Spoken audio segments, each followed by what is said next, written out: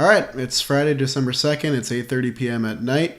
What a perfect night for Jacob deGrom to sign a 5-year, $185 million deal with a 6-year option with the Texas Rangers. It is monumental news in Mets world. The longest tenured Met is no longer a Met.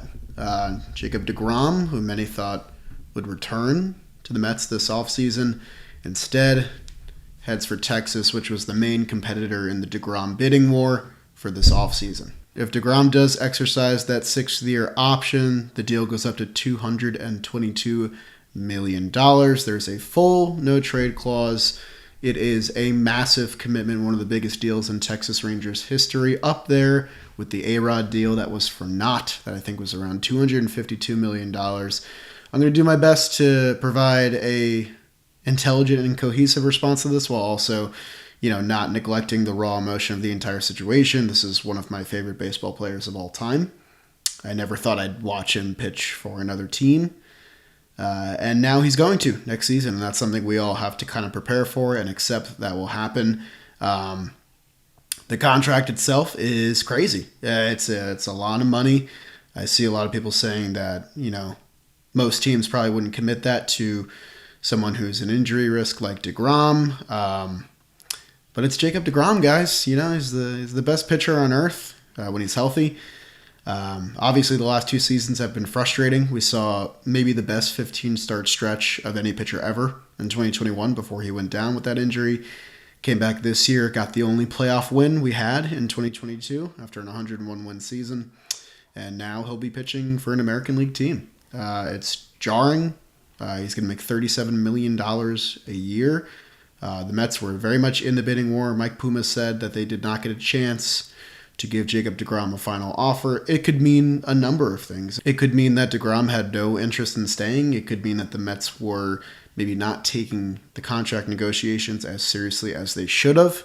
But the point stands that the Rangers got the last offer in, and that was the offer that was selected. This leaves the Mets kind of with a lot of questions to answer in their rotation, as if there weren't a lot already. Who is at the front line with Max Scherzer?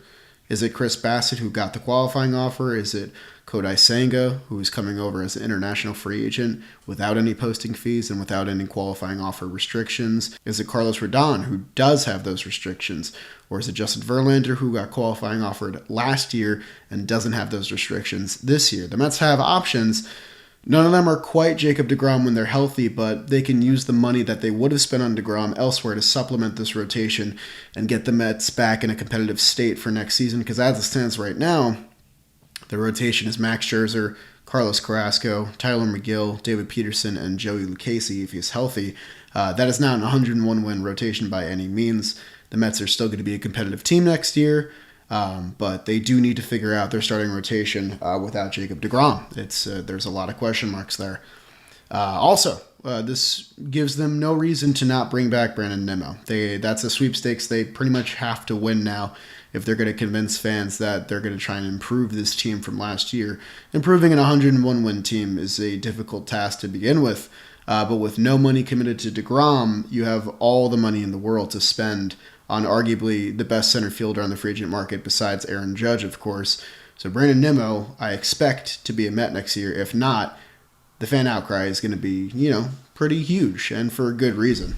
Overall, Jacob deGrom won 82 games in 9 years. He had a 2.52 ERA and 209 starts with the Mets, over 1,300 innings, over 1,600 strikeouts, a whip under 1 on his career, and of course back-to-back Cy Youngs, a Rookie of the Year award, a 4-time All-Star, just a laundry list of accolades for someone who was on pace to be the best Mets pitcher in their franchise history, to usurp Tom Seaver of that title. And just last year we saw Tom Seaver's statue go up at Citi Field, an absolutely brilliant memorial to an amazing pitcher and human being. Steve Cohen, a fan of the Mets, watched Tom Seaver depart from the franchise, and we're going to see how this contract turns out.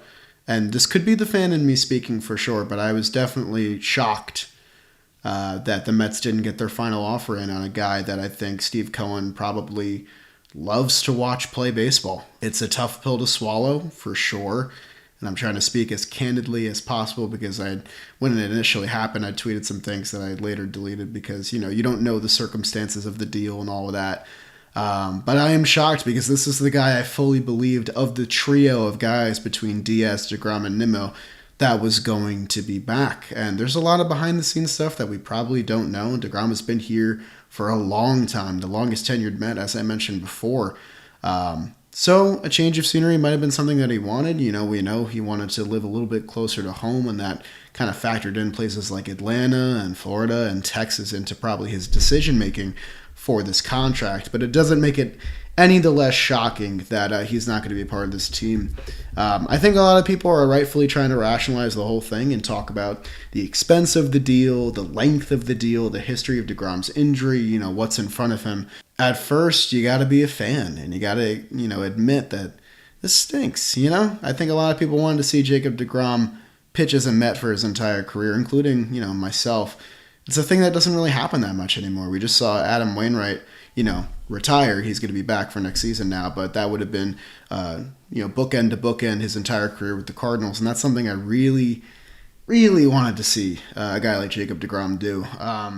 deGrom, he's pitching for a Rangers team that I believe, they won 68 games last year. They placed fourth in the AL West. It's been a while since they've played competitive baseball, since 2016. That was the last time they made the playoffs. They've made a lot of signings in recent years. I mean, they signed Corey Seager and Marcus Semien last year. They brought back Martin Perez on that qualifying offer. They have John Gray.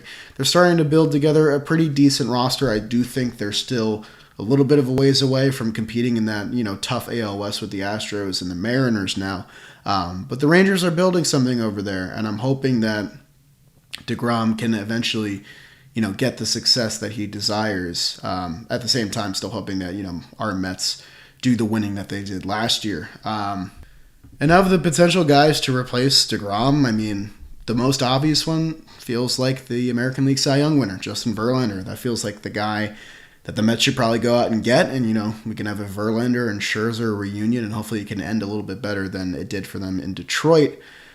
But like I said before, I just no one gives that same effect that deGrom does to me. It's just something you can't really replicate because he's just a one-of-a-kind kind of pitcher. And it was so special to watch him pitch and to watch him overpower guys. And I know we saw kind of a weaker version of him at the end of the season with some bad starts in September against the Pirates and the A's where he didn't really look like himself.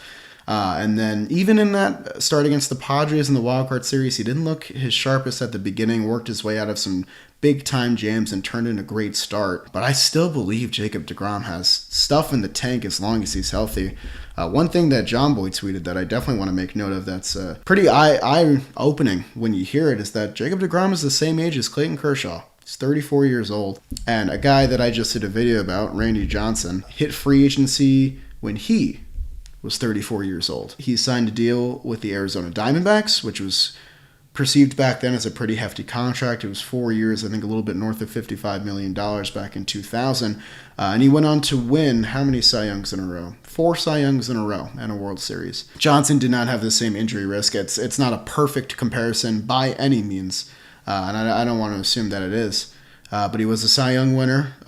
He had displayed, pure dominance for the Mariners. And the Mariners, didn't express the interest to bring him back appropriately.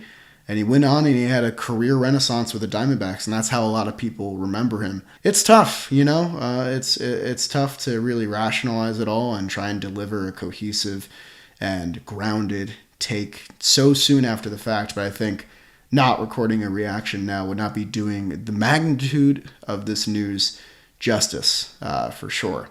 So the Rangers come to Citi Field on August 28th through the 30th of next season because every team plays every team next season, which is a stipulation that I loved until tonight.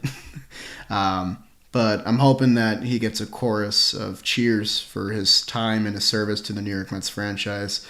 We've seen a lot of good moments with deGrom, a lot of bad ones, but there's no denying that in terms of single season numbers and career averages, there's probably no more impressive pitcher in Mets history than Jacob deGrom. I don't know what the future holds for him.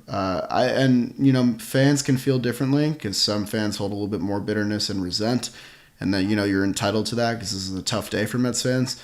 I'm rooting for him. I hope he pitches well. I hope he stays healthy above all else, even if he doesn't return to that deGrom form. I just want the guy to be able to pitch and throw 30 starts.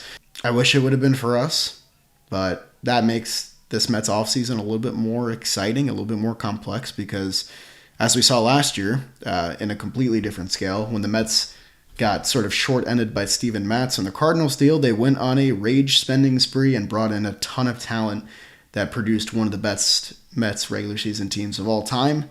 And I'm sure Steve Cohen is hearing the fan outcry loud and clear and is preparing his checkbook to bring some talent to New York to supplement this roster and get the Mets even deeper into October than they did last year. An abrupt ending to a fantastic, magical season.